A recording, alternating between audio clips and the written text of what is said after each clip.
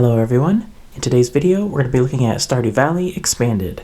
Now, I've been a Stardew Valley fan for a long time, but I never dove into Stardew Valley Expanded until this past week. And I have to say, it's actually even better than I was anticipating.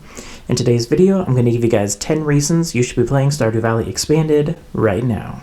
Number 10. There are a lot more villagers that you can meet in Stardew Valley Expanded.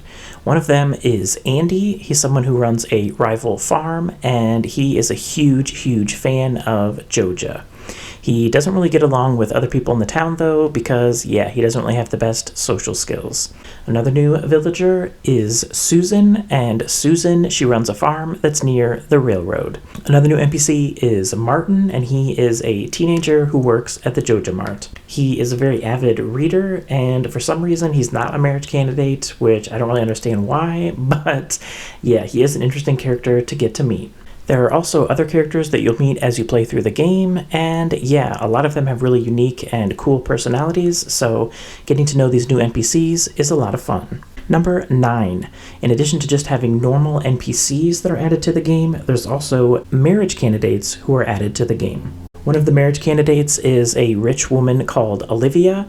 Now, if you befriend Olivia, she's going to be really nice to you, she's going to let you drink some nice wine, and maybe even give you some gold bars. You can also date her son, Victor, and Victor, he's a little bit more introverted when compared to his mom. He likes reading, and he has a job where he works remote. Another one of the new marriage candidates is Sophia, and Sophia is really popular among the fan base, and yeah, she has a really unique backstory. She runs her own farm, and she likes to cosplay. These are just some of the new marriage candidates. There's also a few others, but yeah, I don't want to spoil everything. Number 8. There are also extra scenes that you can view for the original NPCs in Stardew Valley. So if you ever wanted to see more scenes with Clint, well, you're in luck because he's going to tell you about how he was a blacksmith for an adventurers guild.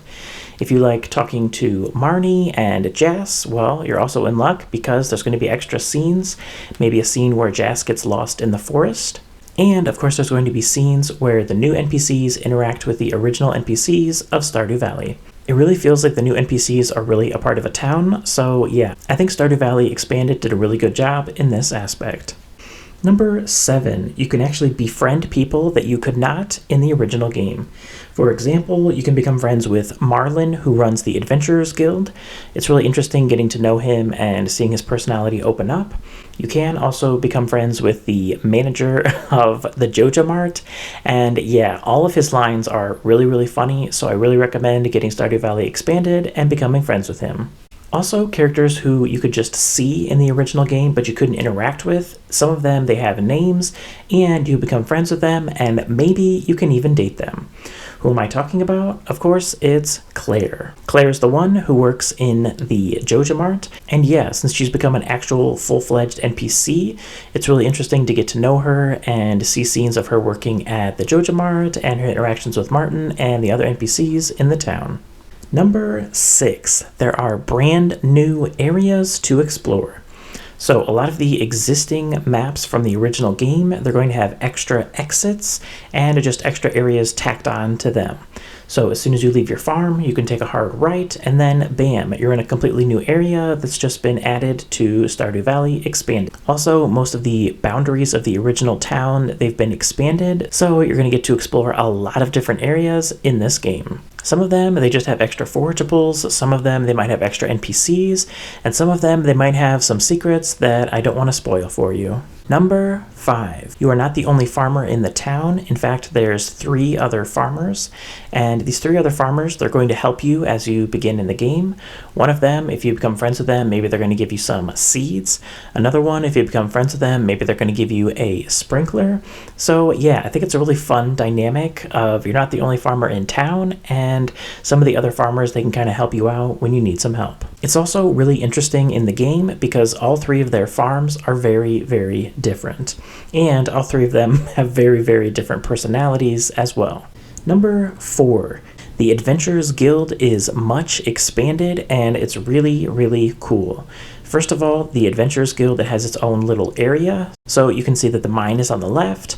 There's also a special boat on the right that you might get to use if you play your cards right, and of course there's the Adventurers Guild. And the Adventurers Guild, it's been leveled up in the sense that there's going to be different adventurers who go into the Adventurers Guild. So it makes it just feel much more alive than it did in the original game. In the original game, it's kind of just you and Marlin and Gil. They give you some quests, but you don't really get that feeling of actually being in a guild. But when you're playing Stardew Valley Expanded, there's actually a big emphasis on this, and yeah, it's really cool being a part of a team and getting to see a bunch of different adventures.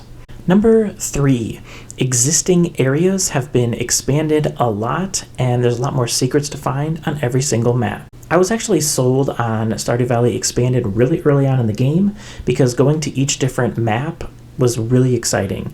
You go to the first map and you see some extra paths that you can take. You also see some extra forageables, decorations, and just cool little details everywhere that you look.